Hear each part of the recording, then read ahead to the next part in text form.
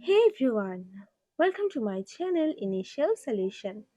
Today in this video I'm going to show you how to see the posts on your TikTok.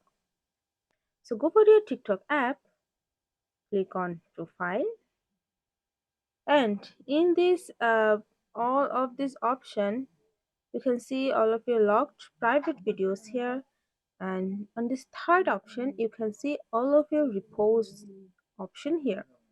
So if I repost this video, okay, it's done. Now you can see here it is. So this is how you can see reposts on TikTok. If you found this video helpful, then please like, comment and share, subscribe to our channel, and don't forget to hit the bell icon for more videos. Thank you.